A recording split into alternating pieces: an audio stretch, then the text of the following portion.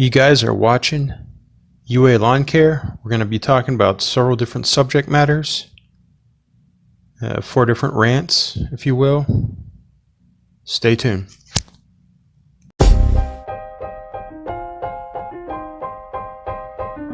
This afternoon about how it's important to, when you buy a new trimmer, a new backpack blower, a blower, handheld blower, or any piece of lawn equipment that you've never used that particular brand, be aware of how it has its own almost personality, its temperament. For example, my Husqvarna trimmers will run upside down fine gas until it's pretty much out of gas. Let me repeat that. Once again, the Husqvarna trimmer, I can put the articulated trimmer attachment to the power head, turn it upside down, flip it this way and that way to trim bushes, and it's fine.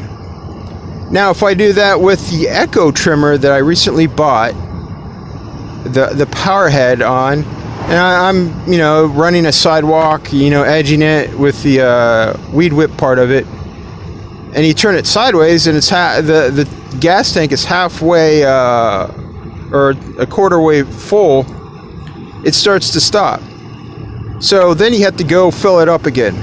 So basically, you should be aware, and this is kind of a follow-up review from the last review I did about the trimmer. Trimmer's great, it works fantastic, but it's limited in what it can and cannot do. And if you have any comments or questions, leave them down below. Like and subscribe to the channel, and thanks again.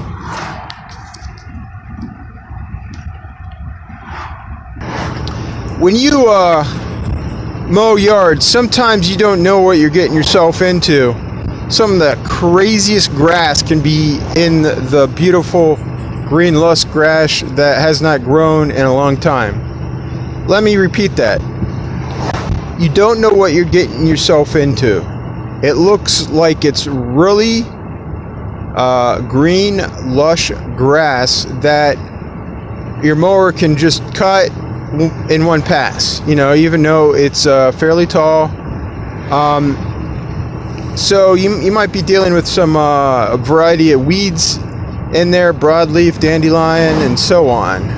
Clover, thistle, crabgrass, depending on where you are in the country, down in the South, Bahia, and other types of grass, mixed in with St. Augustine and Bermuda grass. So surprise yourself sometimes. That's what happens. And I just like finding out what I'm going to get myself into. Customer calls me up, asks me what, can I come out and mow the yard? I'm like, yes, I can come out and mow the yard, come out, give you a quote, then and there. You like the quote, we can move forward. If not, need some time to think about it, that's fine too. I like to give my customer the opportunity to tell me no, based on the price. Some people need some time, other people need it done today. So thanks again for listening, and if you like the subject matter, subscribe and like. Bye. I want to talk to you guys today about how you should never cut corners when you're on the job, but also if you're looking to get ahead in life, half the work is just showing up, getting out of bed, getting to work on time, being ready for the full day of work. So if you work a 8-hour day and you work 40 hours a week or 50 hours a week, get there on time, plan your day out, get there on time, make sure that your clients know that you're there to do the work and that you're going to get it all done. That's the main idea. You should be focused on some basic steps for this video. Is don't cut the corners, get there on time. Showing up is basically half the work. By being the contractor that shows up at 8 o'clock, you know, at the customer's house, and you have all the necessary tools, everything. You got an outline, which is typically called the scope of work, that you and the customer agreed upon before you started. Definitely, you want to set yourself apart from everyone else in your market to be the contractor people call. I typically work really hard. I do bids throughout the year on different properties, landscaping, and some stuff like mulching, hedge trimming, ripping bushes out, things like that. I've done that a number of times. I've done hotels, motels, Holiday Inns. I do commercial property, small and large. It's on the website, but really, when you're out there working, you want to be the person that other companies wonder, hey, how are they more successful than us? How do we get ahead, and how we stay ahead? How do we set ourselves apart from everyone else? So by not cutting corners, by being on time, being prepared, that's just a step in the right direction. And as always, if you like the video, if you like this content, like and subscribe, and thanks again. I want to talk to you guys today about when you have storms in your area, and a lot of them are pop-up showers down here in Florida. It's just really starting your day out early and kind of hopping around your mowing territory. I started my day out in the morning in the San Jose area of Jacksonville. Then I hopped to the west side, I would say 103 area in the outer belt. Then I hopped down to St. Augustine as I saw the clouds appearing in the west and developing strongly.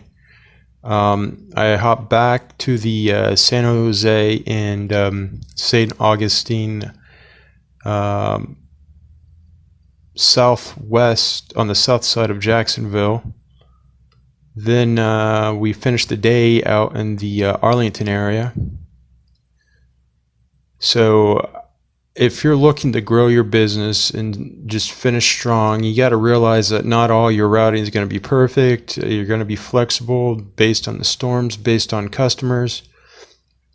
And as I go about doing routing, I route really to meet the financial goals of my business versus the optimization of a overall tight route, small area. I just go large and really run a numbers game. Making sure I'm hitting my numbers is just as important as anything else.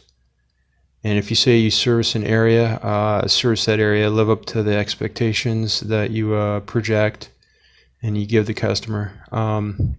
Customer is looking for someone that is consistent and does a really good job in the mowing area. And if the grass is really tall and it looks really good after you've mowed it once or twice and you mulch it up nicely, then the customer can expect that each time you give them a service. So once again, we're out here mowing yards and dodging the storms on this rainy day. Thanks again, and if you like this kind of content, subscribe and like the video, and talk to you soon.